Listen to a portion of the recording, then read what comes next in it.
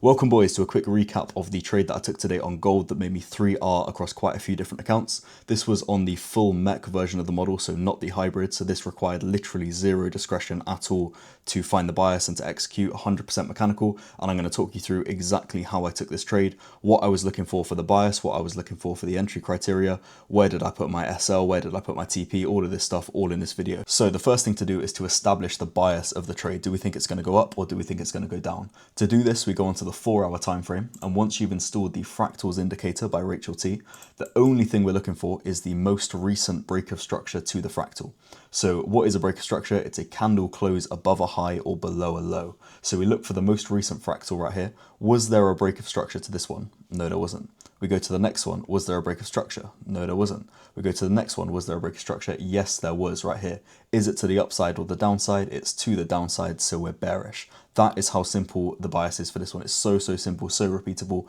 Only thing we're looking for is the 4-hour break of structure to the fractal, and that establishes the entire bias. Now we know that we are bearish, we need to mark out the previous session highs. If we were bullish, we'd be marking out the previous session lows, because what we're looking for is a sweep and then a continuation on in that direction of the bias. So first thing you need to do is mark out right here at Asian Open, which is midnight UK time, and London Open, which is 8 AM UK time.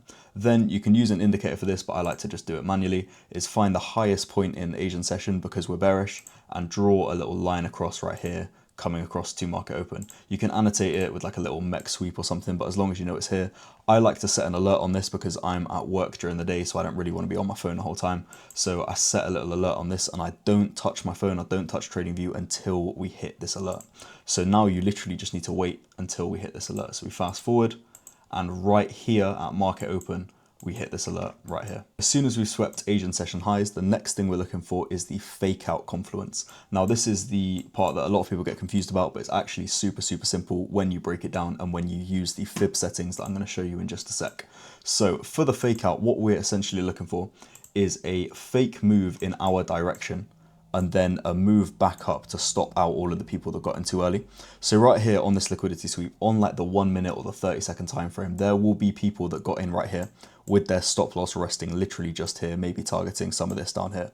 And what we are waiting for is that fake move down and then the move up to stop out all of the people that got in too early. And the way we identify this is by waiting for the first bearish candle to form. This is all on the 5 minute. As soon as we've got this first bearish candle, which is actually the one that swept the liquidity up here, then we need to hop over to the fib tool and draw it from the lowest part of the previous session and the current session all the way up to that high right here. If we were bullish, we'd be doing it the other way. We'd be drawing it from the high of the session all the way down to the low of the session. And now what we're waiting for is a tap into this zone. So you can see right here with this handy blue line we've got, this marks out the fake out zone right here. So now all I'm going to do is set an alert for the fake out zone and completely wait. So I'm just going to wait for price to tap in to this fake out zone. And you can see right here on this candle, we get the fake out, we get the tap into this zone. So that's stopping out all of the people that got in way too early. Now the next thing I'm looking for is a break of structure to the fractal. This is kind of the penultimate entry confluence right here. So what we're looking for is the most recent 5 minute break of structure to the fractal. So I mark out this fractal right here because this is the most recent one. I maybe set an alert on it if I can't be on my phone. I'm waiting for a break below this one to kind of confirm we're moving to the downside. I don't just want any break of structure. I don't just want this one right here. It needs to be the significant one, which is indicated by this fractal. So now we're going to wait for a break of structure. This one's just formed, so that means that this is the next or the most recent fractal right here. And again, we just wait. We wait for this break of structure. So this has stopped out all the people that got in. A lot of people would have got in right here, stopped out instantly. And now we're just waiting, set an alert on it if you want. Now we're just going to keep waiting for the break. This is the most recent one now, so we move this across here. And I think right here, maybe in a second, right there, this is the break. So as soon as we've got this, we are ready to start putting limits on. And what that means is we are looking for the entry, and we use limit orders, which is where it sets like a resting order. And as soon as it taps that entry, that's when you get executed into the trade. So we're not using market execution, we're using limit orders for this strategy. So you're probably thinking, where do we put the limit order? Now this is exactly where the fib comes in, the fib tool.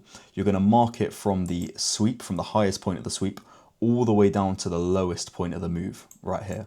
And you'll notice you have this lovely little zone right here, which we like to call the Goldilocks zone. This is between the 0.5 and the 0.618. This is where price tends to retrace into. If you think about a typical chart, it tends to move like this, up and down. This right here would maybe be the Goldilocks zone, and we're waiting for the move down and move back up. Price tends to move in this kind of direction, and this is exactly what we're trying to capture. So right here, we set out the little fib trace, waiting for the 0.618 to get tapped. You can put your limit order and your entry anywhere between this zone. Some people like the 0.5 because you get a lot more trades that way, but I like to have it on the 0.618 because that gives you a lot better entry. So here, for example, we're targeting 3.02. If I move this to 0.5, it goes all the way down to 2.07. So you're losing quite a significant amount of risk to reward right here if you have it on the 0.5. So I like to always have it on the 0.618.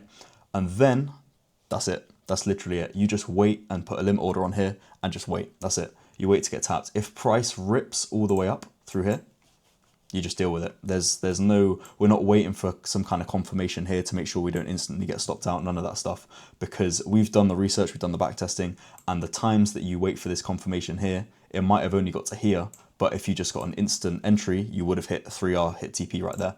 So there's a lot of times where we've kind of worked out that the benefit of just waiting it, just setting and forgetting, not modifying it at all, not waiting for a specific entry, just having it on the 0.618 and just leaving it, works out so much better in the long run. Now, in terms of where you put your TP and your SL, I like to put my SL, my stop loss, at this 1.025 line, which is about 1% above the high.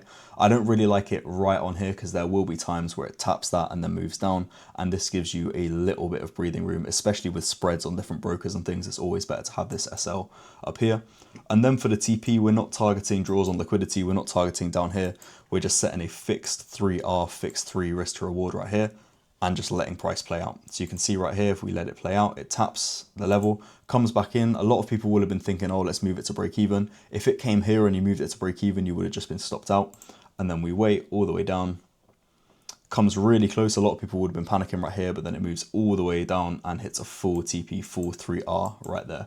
So that is the full breakdown of this mechanical trading strategy. Super simple, only has a few different confluences, and you can execute this every single day with no trouble at all, as long as you just establish the bias with a 4-hour and just wait for the confluences to get hit. Don't be forcing a trade, don't be marking out the wrong levels, don't be trying to target levels, don't be moving to break even, don't be doing any of that stuff.